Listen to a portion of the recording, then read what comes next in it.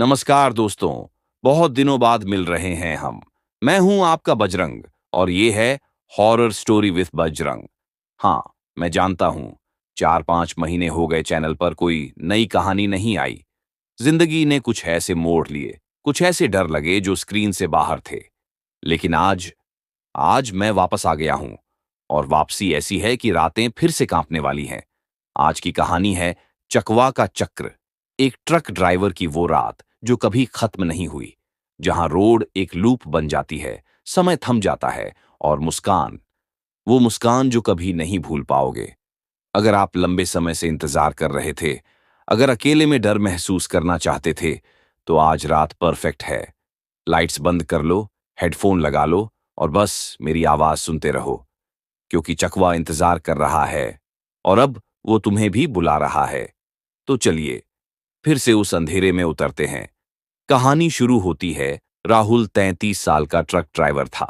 लखनऊ के पास एक छोटे से गांव का रहने वाला। बचपन से ही ट्रकों की दुनिया में पला बढ़ा था। पिता भी ड्राइवर थे, चाचा भी। घर में बातें हमेशा लंबी दूरी की यात्राओं की होती थीं।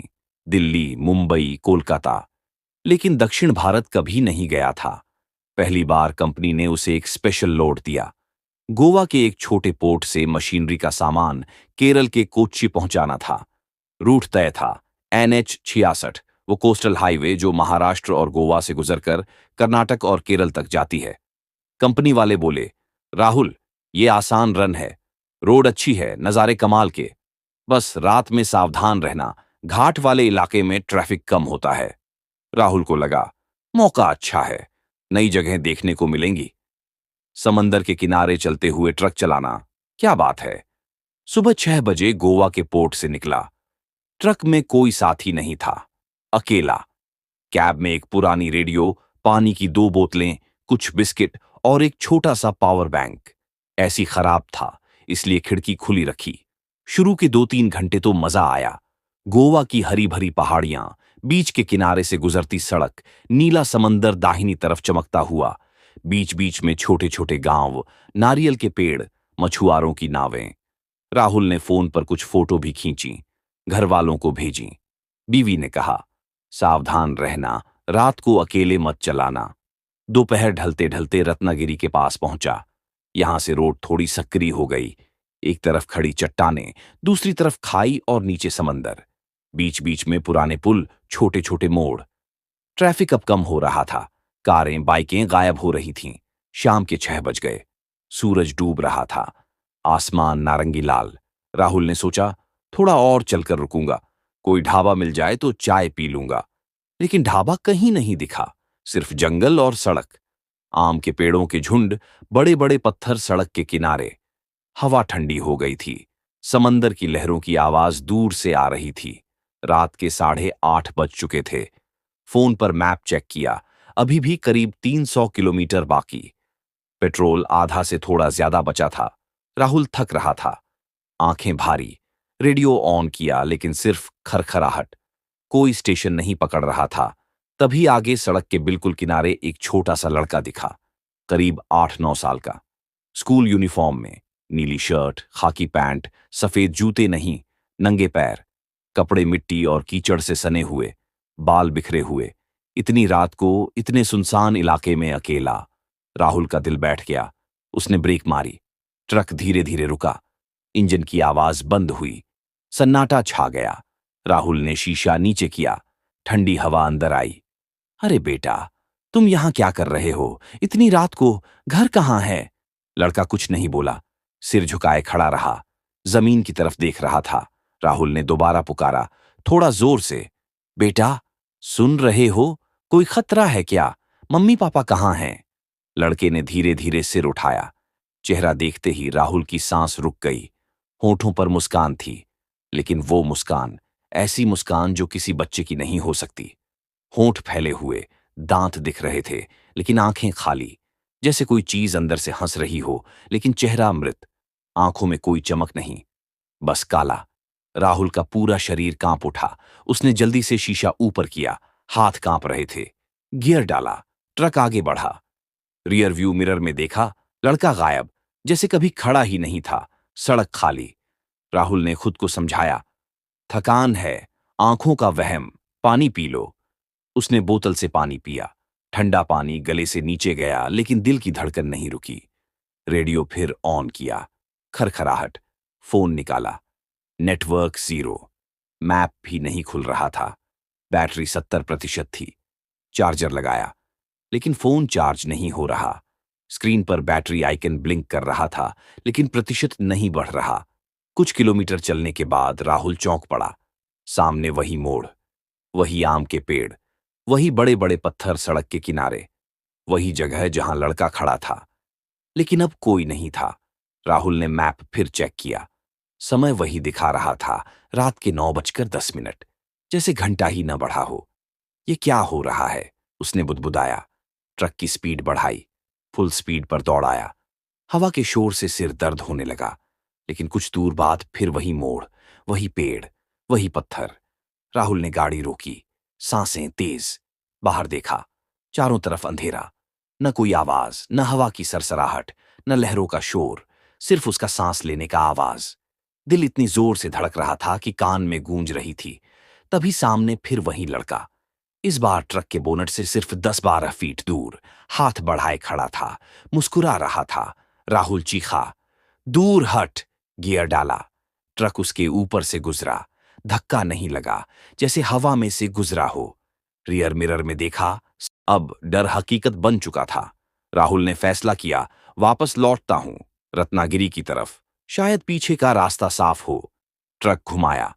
अब उसी रोड पर वापस जा रहा था जिससे आया था। लेकिन हर मोड़ पर वही नजारा, वही आम के पेड़, वही पत्थर, जैसे रोड एक सर्कल में घूम रही हो। पेट्रोल मीटर नीचे जा रहा था। अब सिर्फ एक चौथाई बचा था। हाथ पैर ठंडे पड़ रहे थे। वो चिल्लाया, कोई है यहां? कोई मदद करो। दूर एक आदमी दिखा। लंबा, पतला, सफेद कुर्ता पायजामा, धीरे धीरे चल रहा था। राहुल ने ट्रक रोका। शीशा नीचे किया। भैया, भैया, यहां से निकलने का रास्ता बताओ। मैं फंस गया हूं। घंटों से घूम रहा हूं। आदमी रुका। धीरे से मुड़ा। चेहरा देखते ही राहुल की रूह कांप गई। आंखें नहीं थीं, बस दो काले गड्ढे, जैसे कोई आग जलाकर बुझा दी गई हो। और होठों पर वही मुस्कान, लड़के वाली। राहुल की चीख गले में अटक गई। ट्रक घुमाया। फुल स्पीड पर भागा। लेकिन अब रात खत्म नहीं हो रही थी। घड़ी देखी। अभी भी रात के 10 बज रहे थे, जैसे समय थम गया हो। राहुल का ट्रक अब पूरी तरह से उस अंधेरे चक्र में फंसा हुआ था। सफेद कुर्ते वाले बूढ़े के चेहरे पर वो काले गड्ढे देखने के बाद उसका दिमाग सुन्न पड़ गया था। हाथ इतने कांप रहे थे कि स्टीयरिंग पकड़ना मुश्किल हो रहा था। ट्रक की स्पीड बढ़ाई, लेकिन रोड का हर मोड़ वही लग रहा था। वही आम के पेड़ों की छांव, वही बड़े बड़े पत्थर जो सड़क के किनारे पड़े थे, जैसे किसी ने जानबूझकर रखे हों। पेट्रोल मीटर अब लाल लाइन के करीब पहुंच चुका था। इंजन की आवाज भी अब अलग लग रही थी, जैसे कोई धीमी धीमी सांस ले रहा हो। राहुल ने सोचा, शायद रुक जाऊं, शायद ये सब थकान का नतीजा है। आंखें बंद करके कुछ देर आराम कर लूं।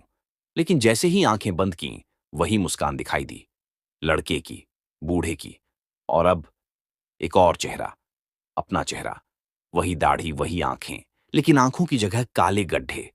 वो खुद मुस्कुरा रहा था। राहुल ने आंखें खोलीं और चीख पड़ा, नहीं, ये मैं नहीं हूं। ट्रक फिर से दौड़ा। अब वो बिना सोचे समझे आगे बढ़ रहा था। दाहिनी तरफ समंदर की लहरें दिख रही थीं, लेकिन आवाज नहीं आ रही थी। बाईं तरफ चट्टानें, लेकिन उनकी छाया भी नहीं पड़ रही थी। सब कुछ स्थिर था, जैसे दुनिया रुक गई हो और सिर्फ राहुल का ट्रक चल रहा हो। घड़ी देखी। अभी भी रात के 10:20। समय नहीं बढ़ रहा था। फोन की स्क्रीन पर भी वही समय। बैटरी अब 15%। चार्जर लगे हुए थे, लेकिन कुछ नहीं हो रहा था। कुछ देर बाद दूर एक रोशनी दिखी, छोटी सी, पीली, जैसे कोई लालटेन जल रही हो। राहुल को लगा शायद कोई इंसान है, कोई गांव। मदद मिल जाएगी। ट्रक की स्पीड कम की। रोशनी के पास पहुंचा। वहां एक छोटी सी झोपड़ी थी, लकड़ी की, पुरानी। दरवाजा खुला हुआ। अंदर से पीली रोशनी आ रही थी। राहुल ने ट्रक रोका। उतरने से पहले कुछ देर रुका। दिल जोर जोर से धड़क रहा था। बाहर उतरा। पैर जमीन पर रखते ही ठंड लगी। बहुत ज्यादा ठंड, जैसे सर्दियों की रात हो। लेकिन हवा नहीं चल रही थी। झोपड़ी के पास पहुंचा। कोई है? उसने पुकारा। आवाज गूंजी, लेकिन जवाब नहीं आया। अंदर झांका। एक मेज पर लालटेन जल रही थी। उसके पास एक कुर्सी, और कुर्सी पर कोई बैठा था, पीठ राहुल की तरफ। सफेद बाल, पतला शरीर। राहुल ने धीरे से कहा, भैया, मदद चाहिए, मैं रास्ता भटक गया हूं। व्यक्ति धीरे धीरे मुड़ा। राहुल की सांस रुक गई। फिर वही चेहरा, लेकिन इस बार और करीब। आंखें नहीं, मुस्कान वही, लेकिन अब ये चेहरा और भी पुराना लग रहा था। झुर्रियां, लेकिन आंखों की जगह सिर्फ कालापन। राहुल पीछे हटा। पैर लड़खड़ा गए। वो भागा ट्रक की तरफ। लेकिन जैसे ही ट्रक के पास पहुंचा, सामने एक और शख्स खड़ा था। वही शर्ट, वही पैंट, वही हाइट, वही चेहरा, लेकिन आंखें नहीं, मुस्कान। राहुल समझ गया, ये मैं हूं, मेरा खुद का रूप, लेकिन मरा हुआ, या शायद कभी जिंदा नहीं था। राहुल चीखा। ट्रक में घुसा। दरवाजा बंद किया। इग्निशन ऑन किया। ट्रक स्टार्ट हुआ, लेकिन अब इंजन की आवाज अलग थी, जैसे कोई हंस रहा हो, धीमी धीमी हंसी। राहुल ने स्पीड बढ़ाई, लेकिन रोड अब और संकरी हो गई थी। पेड़ करीब आ रहे थे। शाखाएं ट्रक के ऊपर झुक रही थीं, जैसे हाथ फैलाकर पकड़ना चाहती हों। पेट्रोल अब खत्म होने वाला था। मीटर जीरो के करीब। ट्रक धीमा पड़ रहा था। राहुल ने सोचा, अब क्या करूं? मदद मांगूं? लेकिन किससे? कोई नहीं था, सिर्फ वो और उसका डर। तभी सामने एक और रोशनी, इस बार लाल, जैसे कोई टॉर्च। राहुल ने ट्रक रोका। उतरने की हिम्मत नहीं हुई। खिड़की से देखा, एक औरत खड़ी थी। सफेद साड़ी, लंबे बाल, चेहरा ढका हुआ। वो धीरे धीरे हाथ हिला रही थी, जैसे बुला रही हो। राहुल का मन हुआ कि जाए, शायद ये असली इंसान हो। लेकिन जैसे ही सोचा, औरत ने साड़ी का पल्लू हटाया। चेहरा फिर वही, आंखें नहीं, मुस्कान। लेकिन इस बार औरत की आवाज आई, धीमी, फुसफुसाती। राहुल, रुक जा, थक गया है ना? आजा, आराम कर ले। राहुल की रूह कांप गई। नाम कैसे पता? वो चीखा, दूर रहो। ट्रक फिर दौड़ा, लेकिन अब ट्रक की लाइट्स भी धीमी पड़ रही थीं। हेडलाइट्स पीली हो गईं, जैसे बैटरी खत्म हो रही हो। रोड अब एकदम सीधी थी, लेकिन दोनों तरफ सिर्फ अंधेरा। कोई पेड़ नहीं, कोई पत्थर नहीं, सिर्फ काला, अनंत काला। कुछ देर बाद ट्रक रुक गया। पेट्रोल खत्म, इंजन बंद, सन्नाटा। राहुल ने दरवाजा खोला, बाहर उतरा। चारों तरफ कुछ नहीं, सिर्फ वो और उसका साया। लेकिन साया अलग था। साया मुस्कुरा रहा था। राहुल ने देखा, उसका साया अब उसके सामने खड़ा था। आंखें नहीं, मुस्कान। वो बोला, अब तू मेरे साथ है। राहुल भागा, लेकिन कहाँ? रोड गायब हो चुकी थी, सिर्फ काला मैदान। वो गिरा, घुटनों के बल, रोने लगा, भगवान, मुझे बचा लो। लेकिन कोई जवाब नहीं। तभी दूर से एक आवाज आई, हल्की हल्की, जैसे कोई गा रहा हो, पुराना भजन, राम नाम सत है। राहुल ने सिर उठाया। दूर एक रोशनी, सफेद, सच्ची रोशनी। वो उठा, उस तरफ भागा, लेकिन जैसे जैसे करीब जाता, रोशनी फीकी पड़ती जाती। आखिरकार वो थक गया, जमीन पर लेट गया, आंखें बंद कीं, और फिर वही सपना। लड़का, बूढ़ा, औरत, खुद का रूप, सब मुस्कुरा रहे थे, सब बुला रहे थे, राहुल, आजा। कब सुबह हुई, राहुल को पता नहीं चला। जब आंख खुली, वो अस्पताल के बिस्तर पर था, सिर में पट्टी, हाथ में आईवी। एक डॉक्टर पास खड़ा था। आप होश में हैं? आपका एक्सीडेंट हुआ था, ट्रक पत्थर से टकराया। राहुल ने पूछा, कितने बजे हैं? सुबह के 7 बज रहे हैं। राहुल की आंखों में आंसू आ गए। मैं रात भर, डॉक्टर ने कहा। आपको लोकल पुलिस ने सुबह पाया, ट्रक पूरी तरह तबाह, लेकिन आप जिंदा हैं। राहुल ने सारी कहानी सुनाई। लड़का, बूढ़ा, खुद का रूप, समय का रुकना। डॉक्टर चुप रहे। फिर एक पुराना पुलिस वाला आया, सफेद बाल, अनुभवी चेहरा। उसने सुना, फिर बोला, तुम्हें चकवा लगा है। यहां के लोग इसे छलावा कहते हैं, या समय का भूत। रात में अकेले मुसाफिर को फंसाता है, रूप बदलता है, कभी बच्चा, कभी बूढ़ा, कभी औरत, कभी खुद तुम। रास्ता घुमा देता है, दिमाग भटका देता है, सुबह होते ही छूट जाता है, लेकिन जो बच जाता है, उसका मन टूट जाता है। राहुल ने पूछा, क्या कोई बचता है? पुलिस वाले ने कहा, कुछ बच जाते हैं, लेकिन ज्यादा दिन नहीं जीते।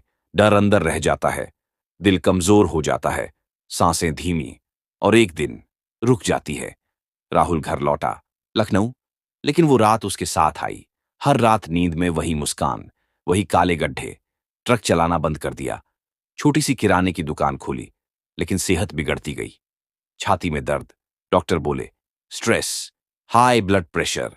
लेकिन राहुल जानता था, चकवा ने उसे छोड़ दिया था, लेकिन उसका डर नहीं छोड़ा। 6 महीने बाद एक रात राहुल अकेला दुकान बंद कर रहा था। बाहर बारिश हो रही थी। बिजली चली गई।